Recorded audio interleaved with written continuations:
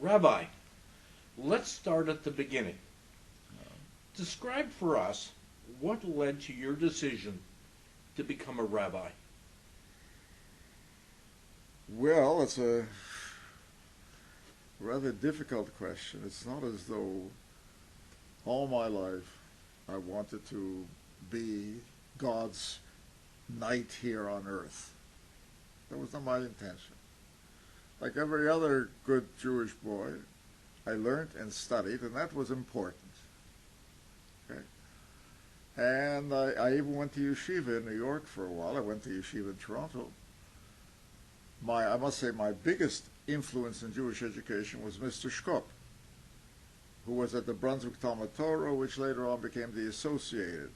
But at that time it was not a day school. We had no day schools in my day. I went down to Yeshiva University for 2 years. I came back. I was unhappy there because having been in Mr. Shkop's class, he opened up a world of knowledge and an open mind and a liberal approach. And when I came to yeshiva, it was a kind of rigid approach.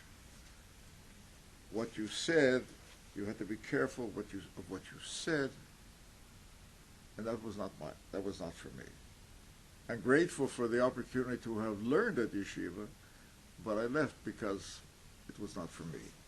Now, what led me to be a rabbi? In point of fact, after I left yeshiva, I came back to Toronto, and I went to University of Toronto with the intention of becoming a lawyer. Not because I wanted to be a lawyer, but you had to choose something. Like most of us, I didn't come from a moneyed family, and so we knew we'd have to go out and earn a living. While I was at the university, I got a call from then Principal Taylor of University College and a few of the others who wanted me to go into what we would call today Semitic studies. But again, in those days, there was no opportunity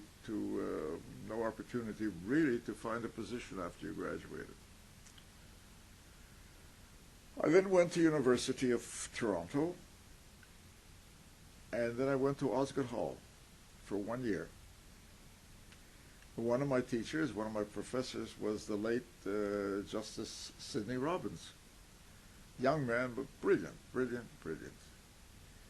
But at the end of that time, my wife married me at the end of my first year. I had decided that she was marrying a future lawyer. Well, I had already, not then, but the possibility of going into the Rabbinate.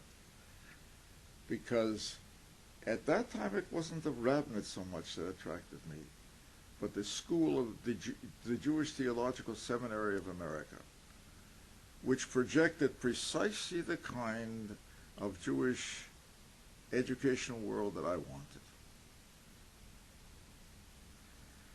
And so my wife was surprised when I said that that's what I would like to do.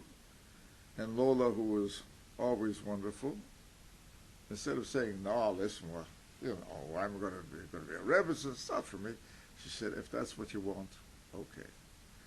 So we began our years at the seminary, and then our years of wandering and so on. Of course, she always stood by my side very solidly.